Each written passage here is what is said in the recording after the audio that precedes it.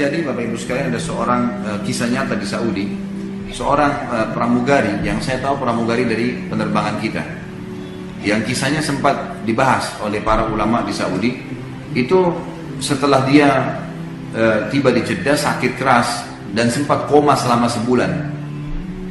Waktu dia koma selama sebulan, suster-suster yang ada di situ semua memberikan kesaksian kalau orang ini sering berteriak-teriak, tapi dalam kondisi koma, nggak sadar, sering teriak-teriak.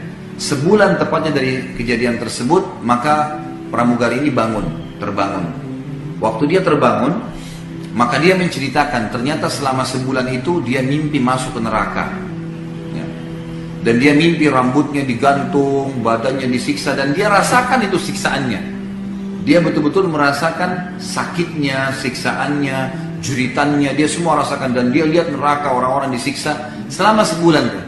Semenjak itu, waktu dia sadar, dia bertobat kepada Allah Subhanahu Wa Taala dan meneruskan sisa hidupnya dengan ketaatan kepada Allah. Dan banyak orang seperti ini. Ada juga sekretaris, ya, orang kepercayaan ayah saya di Makassar.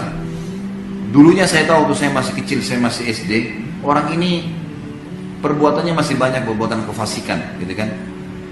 Maka saya tahu sendiri perbuatan-perbuatan yang kadang-kadang dilakukan, tapi semoga Allah tutupin lah, semoga Allah maafkan. Subhanallah, beberapa tahun setelah itu saya lihat, saya pas kuliah di Madinah, saya pulang liburan, terus saya lihat orang ini kok berubah, gitu. Azan ke masjid, gitu kan. Karena kebetulan waktu itu ada pabrik seng yang dimiliki oleh ayah saya, orang ini kerja di situ, gitu. Maka saya tanya, kenapa kok Om, saya panggil Om itu, kenapa kok bisa berubah seperti ini? Dia bilang, saya mimpi Khalid, saya masuk ke neraka. Dan ini sebuah nikmat yang Allah kasih sebenarnya buat dia, ya. Dan lihat neraka, dan saya lihat orang disiksa, orang dipukul, orang dicincang, orang macam-macam. Dan tangan saya ini dibelenggu dengan rantai, dipegang oleh satu orang yang saya tidak bisa lihat wajahnya.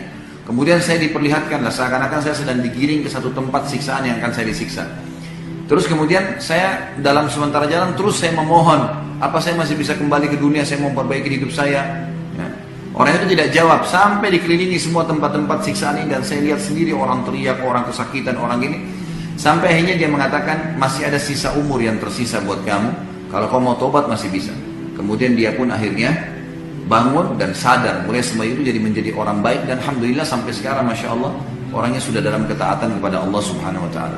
Tentu tidak semua orang Allah karunia seperti ini, ya, tetapi kita ambil pelajaran. Manusia yang jeli adalah manusia yang mengambil pelajaran dari orang lain. Cukup.